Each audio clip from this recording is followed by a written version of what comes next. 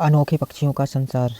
संसार में पक्षियों की लगभग 1400 प्रजातियां हैं। इसमें से कुछ पक्षी अपने व्यवहार और स्वभाव में बहुत ही अनोखे होते हैं। आइए ऐसे ही कुछ अनोखे पक्षियों के बारे में जानकारी प्राप्त करते हैं। कस्तूरी चिड़िया बहुत ही मीठे स्वर में गाती है। इसकी मधुर आवाज़ संगीत के सारे स्वर उपस्थित रहते हैं। जब यह सा से प्रारंभ करके रा गा पा मा धा नी तक जाती है तब सुनने वाले झूम उठते हैं। कालकूट नाम तो इस चिड़िया का कालकूट है, किंतु उसकी वाणी विष जैसी है, नहीं अमृत के समान होती है। कस्तूरी और कोयल के समान यह सारा दिन नहीं गाती है। इसके गाने का स्वर राग भैरवी का सा होता है। राग भैरवी प्रातःकाल गाया जाने वाला राग है। सबसे आश्चर्यजनक बात तो यह है कि इसे भी प्रातःकाल ही गाते हुए सुना जाता है। एमू कुछ पक्षी गाने वाले होते हैं तो कुछ खाने वाले। एमू ऐसा ही पक्षी है जो लकड़ा हजम पत्थर हजम वाली कहावत को चरितार्थ करता है। यह ऑस्ट्रेलिया में पाया जाता है। इसकी पाचन शक्ति गजब की होती है, यहाँ तक कि एमू सीमेंट तक खाकर आसानी से पचा लेता है। शुतुरमुर्ग पक्षी का नाम सुनते ही आकाश में स्वच्छंद उड़ते पक्षियों का चित्र हमारे मानस में खिंच जाता है, लेकिन पंख होते हुए भी शुतुरमुर्ग उड़ नहीं सकता। इसका शरीर बहुत भारी होता है और पंख बहुत ही हल्के, इसलिए उड़ पाना संभव नहीं होता। इसकी टांगें 2-2 मीटर तक ऊंची होती हैं, इसलिए यह तेज़ी से दौड़ सकता है। यह 60 से 90 किलोमीटर प्रति घंटा की गति से भी दौड़ सकता है। मोटर कार के साथ इसकी प्रतियोगिता कराई जा सकती है। तुम्हारे भी मन में प्रश्न जरूर उठा होगा कि फिर इसके पंखों का क्या लाभ। प्रकृति के हर कार्य में संपूर्णता होती है। इसके पंख उनके रुकने मुड़ने आदि में इसकी सहायता करते हैं।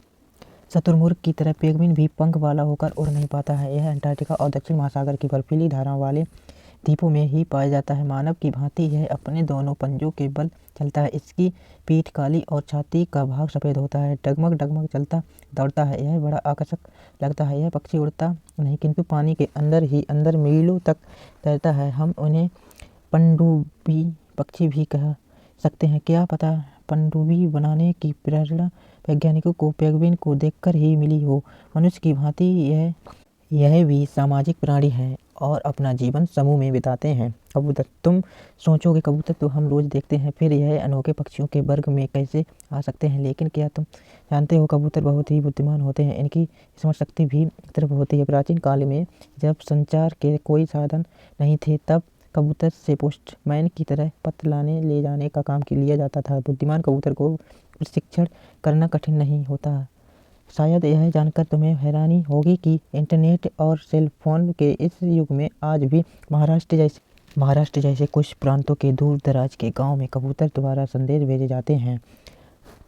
बाबर और यह दोनों पक्षी घोंसले इस खूबसूरती से सजाते हैं कि इन्हें पक्षियों में इंटीरियर डेकोरेट कहा जा सकता है। नर पावर पतली लकड़ियों पत्तियों पंखों की सहायता से घोंसला बनाता है, जैसे पावर कहा जाता है, इसलिए इस पक्षी का नाम पावर पड़ा। पावर अपने घोंसले को रंगीन फूलों और घास से सजाता है। सजाते समय रंग योजना या कहें मैचिंग का भी ख्याल रखता है। नीले रंग का पावर नीले रंग के फूल जैसे पीला पावर पीले फूल से घोंसला सजाता है। गार्डन बावर तो इनसे भी 2 कदम आगे है। इस उसी घोंसला ही सुंदर नहीं चाहिए, साथ में सजा हुआ एक बाग भी चाहिए। शहरों के निकट रहने वाले पावर अपने घोंसले को सजाने के लिए पेन के ढक्कन, बर्तनों के टूटे टुकड़े व रबड़ का भी प्रयोग करते हैं। तीखी चोंच से बहुत ही निपुणता से बुनती है।